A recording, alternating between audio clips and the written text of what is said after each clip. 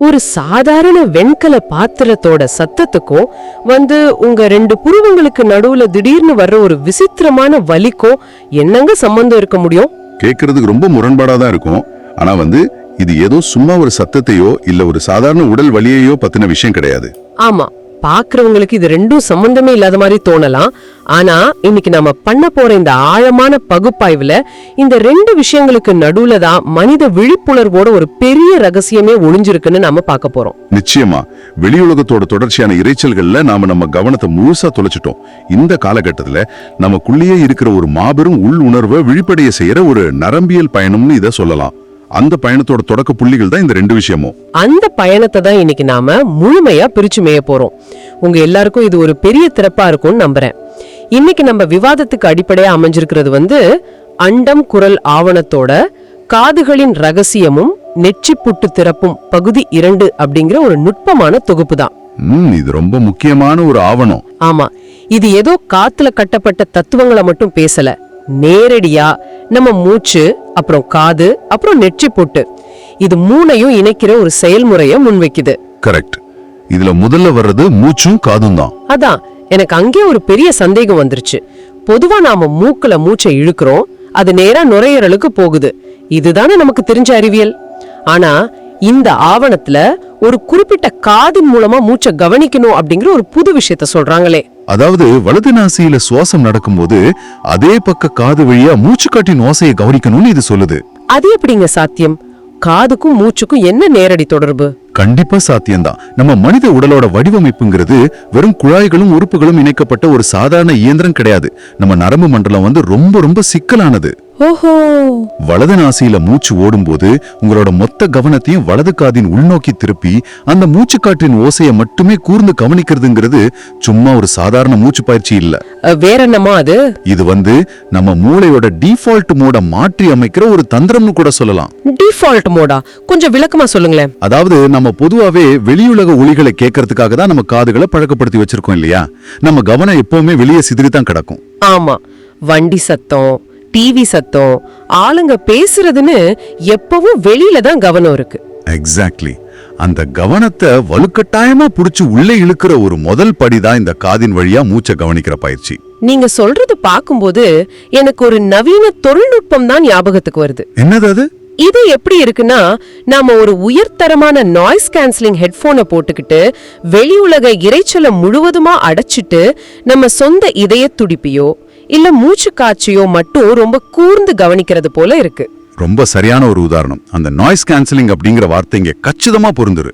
ஆனா நடைமுறையில இதை செய்யறது அவ்வளவு ஈஸி இல்லையே.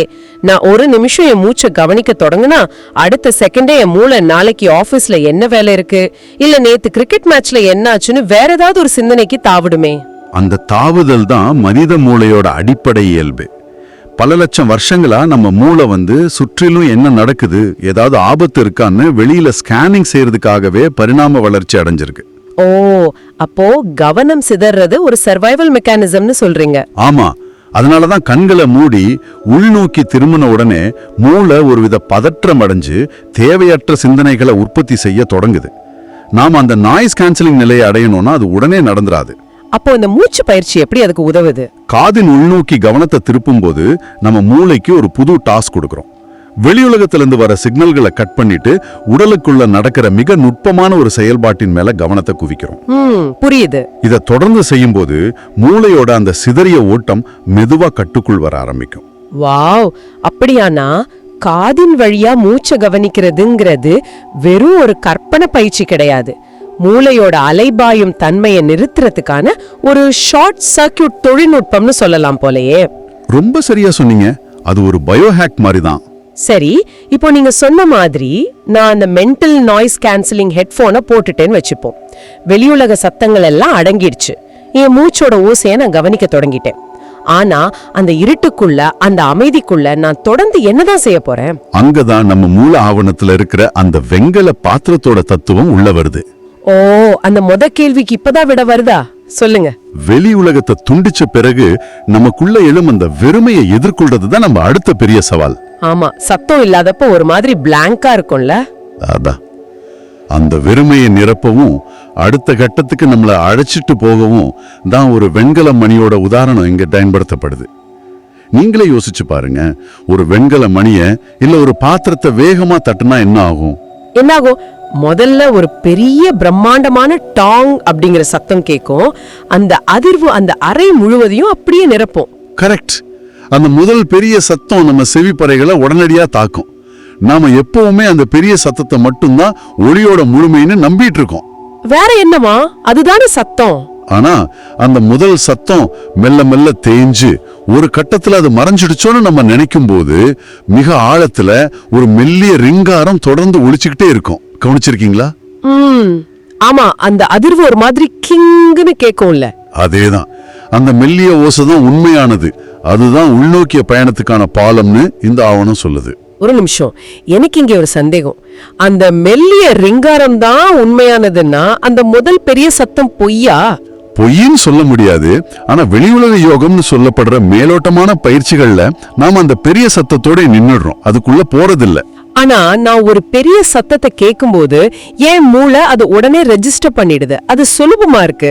ஆனா அந்த சத்தம் அடங்குன பின்னாடி வர்ற அந்த மிகச்சிறிய கிட்டத்தட்ட கேட்கவே முடியாத ஒரு ரிங்காரத்தை நான் ஏன் இவ்ளோ சிரமப்பட்டு கவனிக்கணும்?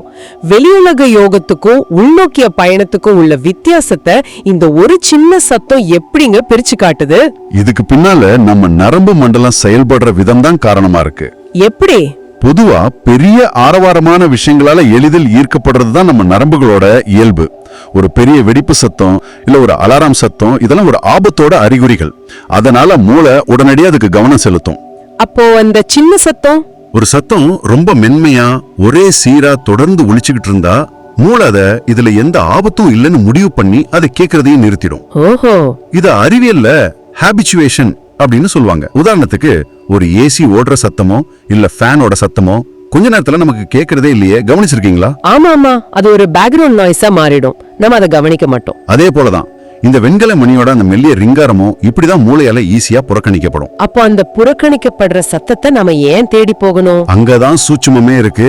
மூளை புறக்கணிக்க நினைக்கிற அந்த மிக நுட்பமான ஒலியின் மீது நீங்க உங்க முழு விழிப்புணர்வையும் செலுத்தி அதை கூர்ந்து கவனிக்கும் போது நீங்க உங்க மூளையோட இயல்பான தற்காப்பு வளையத்தை உடைக்கிறீங்க. வாவ், இது உண்மையிலே மிக ஆழமான ஒரு விளக்கம். அப்படியானால் அந்த மெல்லிய ரிங்காரத்தை கவனிக்கிறதுங்கிறது வெறுமனே காது கொடுத்து கேட்கறது இல்ல.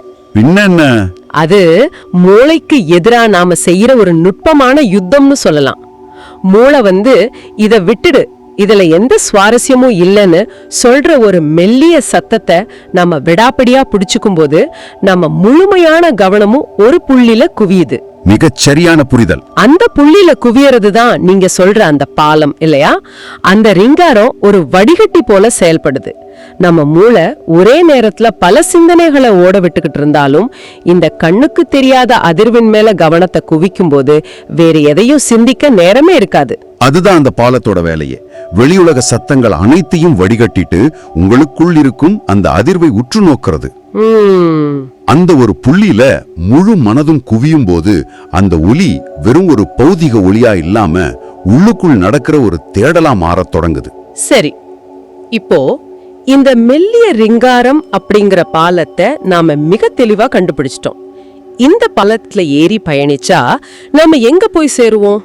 அடுத்த கட்டத்துக்கு போவோம். அதாவது இந்த ஆய்வு என்ன சொல்லுதுன்னா, அந்த ரிங்கார சத்தத்தை புடிச்சுக்கிட்டு மனசால் மேல ஏறினா நமக்குள்ள ஒரு புதிய வைப்ரேஷன் கேட்க ஆரம்பிக்கும்.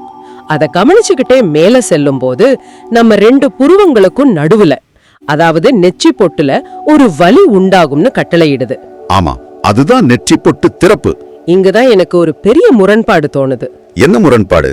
பொதுவா அறிவியல் ரீதியாவோ இல்ல மருத்துவ ரீதியாவோ பார்த்தா வலி அப்படிங்கிறது நம்ம உடல்ல ஏதோ தப்பு நடக்குது இல்ல ஒரு காயம் ஏற்பட்டிருக்கு அப்படிங்கிறதுக்கான ஒரு வார்னிங் சைன் தானே? கண்டிப்பா. இந்த ஆவணம் சொல்லுது. அதுக்கு ஒரு காரணம் இருக்கு. எனக்கு என்ன தோணுதுன்னா, நாம கண்களை இருக்க மூடி முகத்தசைகளை அதிகமா சுருக்குறதால வர சாதாரண தலைவலியா இது இருக்க கூடாதா? ஒரு வலி எப்படிங்க விழிப்புணர்வின் அடையாளமா இருக்க முடியும்? நீங்க கேக்குறது நியாயமான கேள்விதான். ஆனா இது முகத்தசைகளை சுருக்குறதால வர்ற சாதாரண தசை வலியோ இல்ல ஸ்ட்ரெஸ்ஸால வர்ற தலைவலியோ கிடையாது. அப்போ இது வேற வகையான வலியா? ஆமா, உடலியல் ரீதியான எந்த ஒரு காயத்தினாலும் இந்த வலி ஏற்படுறதில்ல. நரம்பியல் ரீதியா பார்த்தா நாம ஒரு குறிப்பிட்ட ஒளியின் மீது, அதாவது அந்த ரிங்கார அதிர்வின் மீது அதீத கவனம் செலுத்தி அந்த கவனத்தை புருவங்களுக்கு மையத்துல குவிக்கும் போது என்ன நடக்குதுன்னு பார்க்கணும். என்ன நடக்குது? நம்ம மூளையோட ப்ரீஃப்ரண்டல் கார்டெக்ஸ் எனப்படும் முன்மூளை பகுதிக்கு ரத்த ஓட்டம் அதீதமா போகுது. அந்த பகுதி தான் நம்ம தர்க்க ரீதியான சிந்தனை, அதீத கவனம் மற்றும் விழிப்புணர்வு ஆகியவற்றை கட்டுப்படுத்துற ஒரு முக்கிய மையம். ஓஹோ, அப்படியானால் நாம தொடர்ந்து ஒரு புள்ளியில கவனத்தை குவிக்கும் போது அந்த முன்மூளை பகுதிக்கு செல்லும் அதீத ரத்த ஓட்டத்தோட அழுத்தத்தை தான் நாம புருவங்களுக்கு இடையே ஒரு வலியாகவோ அல்லது ஒரு பாரமாகவோ உணர்கிறோமா? கரெக்ட். அதாவது இது உடம்புல ஏற்பட்ட காயம் கிடையாது, மூளை மிக தீவிரமா வேலை செய்யறதோட அறிகுறிங்கிறீங்க. மிகச் சரியா புரிஞ்சுக்கிட்டீங்க. உங்களுக்கு புரியுற மாதிரி ஒரு உதாரணம் சொல்றேன். சொல்லுங்க. இருட்டிலேயே பல நாட்கள் இல்ல பல வருஷங்கள் இருந்த ஒரு மனிதனோட கண்கள் திடீர்னு ஒரு பிரகாசமான வெளிச்சத்தை பார்க்கும்போது என்ன ஆகும்?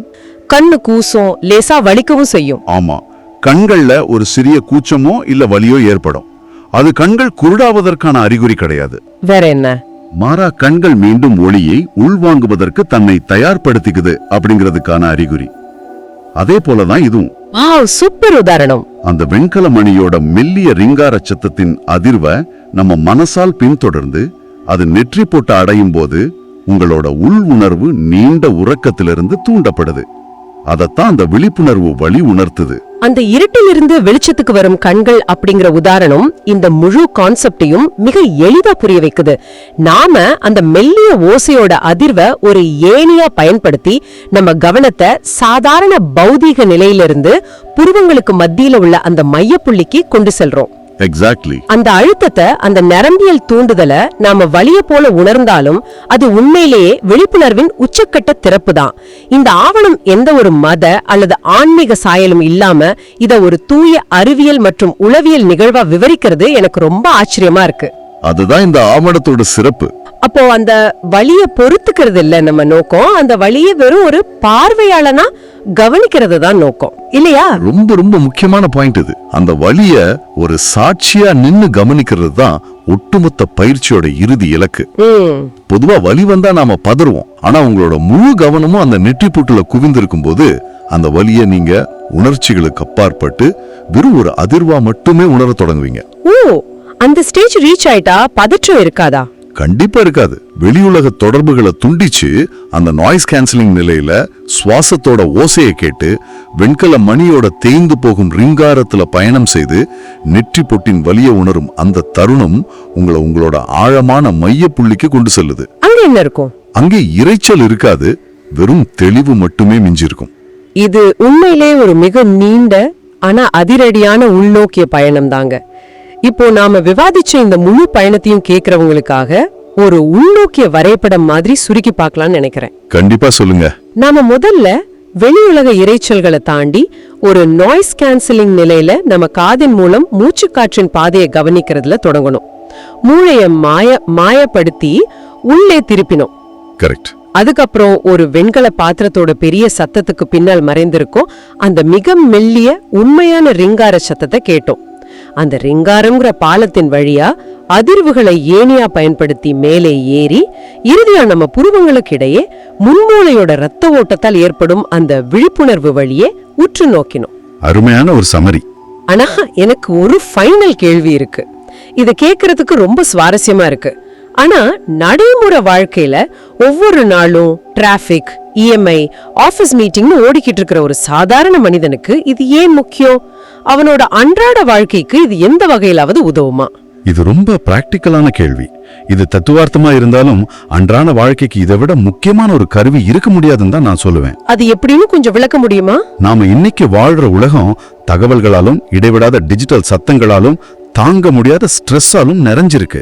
உங்களோட மூளை எப்போதும் விளிம்புல, அதாவது ஆன் எட்ஜ்ல இருக்கு. ஆமா, எப்பவும் ஒரு பதற்றம் இருந்துட்டே இருக்கு. ஒரு சிறிய அமைதியோ இல்ல மன தெளிவையோ தேடி நீங்க மலைகளுக்கோ இல்ல எங்கேயோ வெளியில ஓட வேண்டியதில்லை. உங்களுக்கு தேவையான அத்தனை கருவிகளும் உங்களுக்குள்ளேயே இருக்கு. ஓஹோ. சுவாச ஓசையையும் அந்த மெல்லிய ரிங்காரத்தையும் கவனிச்சாலே போதும்.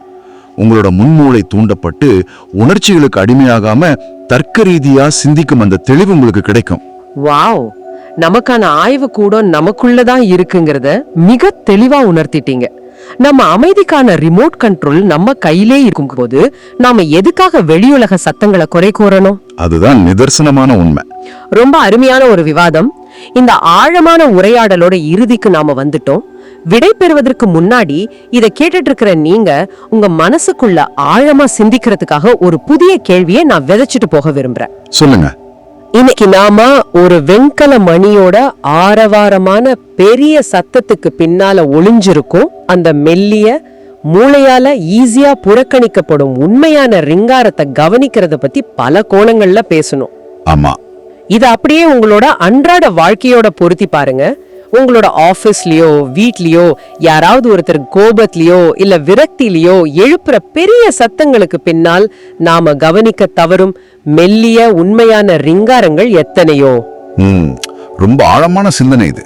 அந்த பெரிய இரைச்சல்களுக்கு பின்னால் ஒரு சொல்லப்படாத அன்போ புரிதலுக்கான தேடலோ இல்ல அங்கீகாரத்துக்கான ஏக்கமோ ஒரு மெல்லிய அதிர்வா ஒழிச்சுக்கிட்டு தான் இருக்கும். ஒரு சாதாரண வெண்கல பாத்திரத்தோட மெல்லிய சத்தத்தை கேட்கவே நம்ம மூளைக்கு இவ்ளோ தீவிரமான பயிற்சி தேவைப்படுதுன்னா, ஆமா, சக மனிதர்களோட மனசுக்குள்ள எழும் அந்த மெல்லிய சத்தங்களை, அந்த உண்மையான ரிங்காரங்களை நீங்க எப்போ கூர்ந்து கவனிக்க போறீங்க? அந்த நாய்ஸ் கேன்சலிங் ஹெட்போனை போட்டுக்கிட்டு வெளியுலகின் மேலோட்டமான சத்தங்களை தாண்டி மனிதர்களுக்குள் இருக்கும் ஆழமான அமைதியை கேட்க தொடங்குங்க. இந்த கேள்வியோட உங்களோட சிந்தனைக்கான கதவை திறந்து வச்சுட்டு நாங்க விடைபெறுறோம். தொடர்ந்து தேடுங்க, உற்று கவனியுங்கள். அண்டம் குரல் சேனலுக்கு சப்ஸ்கிரைப் பண்ணுங்க.